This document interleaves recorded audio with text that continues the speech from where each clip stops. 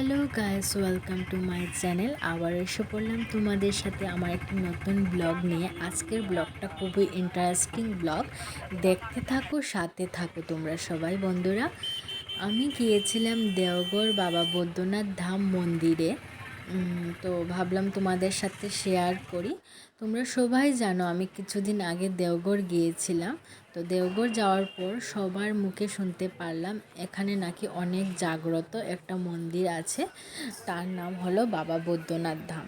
তো আমরা সবাই শুনে ওই মন্দিরটাতে চলে গেলাম ঠাকুর দর্শন করতে। এখানে বাবা মহাদেব ঠাকুরের মন্দির যাওয়ার পর আমরা এখানে হাত পাও ধুয়ে এখানে ফুল, বেলপাতা, গঙ্গার জল নিয়ে মাথাতে টিকা লাগিয়ে আমরা যেখানে পুজো হয় এখানের উদ্দেশ্যে রওনা দিলাম।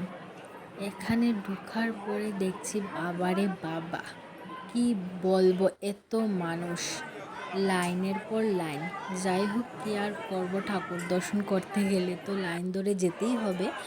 আমরা এখান থেকে 3 থেকে 4 ঘন্টা লাইন ধরে তারপর যেখানে পুজো হয় ওইখানে গেলাম। যাওয়ার পর এখানে ঠেলা ঠেলি ডেকি কি বলবো, এসব করে পুজো দিয়ে তারপর আসলাম। কি বলবো বন্ধুরা, তোমাদের সাথে ঠিকমতো শেয়ারও করতে পারছি না, ক্লিপ নেওয়া এখানে সম্ভব ছিল না। অনেক কিছুই দেখার মতো ছিল, নদী, আরও অনেক ঠাকুর, দোকানপাট, অনেক কিছুই ছিল, তোমাদের সাথে শেয়ার করা আমার সম্ভব ছিল না। এখানে সবাই বলছে পার্স, মোবাইল যার যে সামলিয়ে রাখার জন্য সবাইকে অ্যালার্ট করে দিচ্ছে।